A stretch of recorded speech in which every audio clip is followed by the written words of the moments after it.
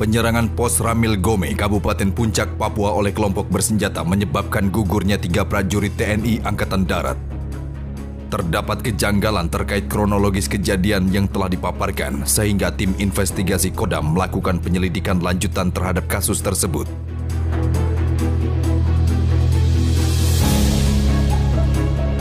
Nah, ternyata hasilnya berbohong.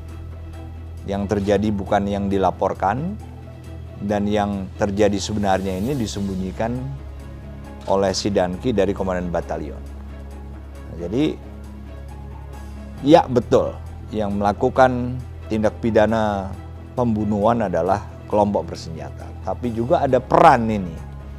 Peran penggelaran oleh Komandan Kompi, yang dalam hal ini sebagai Komandan Pos, di tempat yang tidak diperhitungkan dan disepelekan.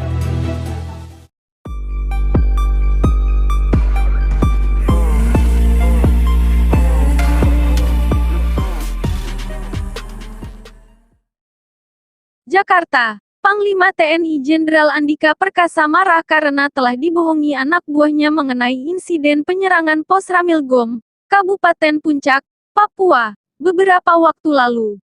Dalam peristiwa penyerangan Pos Ramil Gome yang terjadi beberapa waktu lalu, 3 anggota TNI gugur setelah ditembaki kelompok kriminal bersenjata. 3 orang korban pembunuhan ini adalah Serda Rizal, Pratu Tupas Baraza, dan Pratu Rahman. Kejanggalan ditemukan saat penyelidikan mengenai kronologi kejadian yang dipaparkan. Ternyata hasilnya berbohong. Yang terjadi bukan yang dilaporkan. Yang terjadi sebenarnya disembunyikan oleh si Danki dari Komandan Batalion. Dikutip dari YouTube Jenderal TNI Andika Perkasa, Sabtu, tanggal 19 Maret tahun 2022.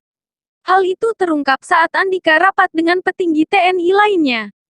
Rapat itu membahas soal pemeriksaan secara detail kronologi penyerangan Pos Ramil Gome, Kabupaten Puncak, Papua.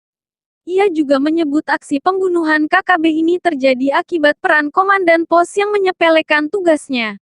Ia betul yang melakukan tindakan pidana pembunuhan adalah kelompok bersenjata, tapi juga ada peran ini. Peran penggelaran dari Komandan Kompi dalam hal ini Komandan Pos di tempat yang tidak diperhitungkan, disepelekan, ujarnya.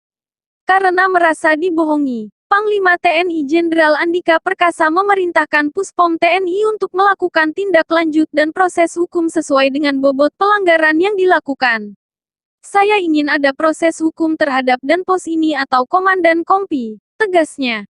Oleh karena itu, ia berharap dengan berjalannya proses hukum agar ada pembelajaran untuk kedepannya.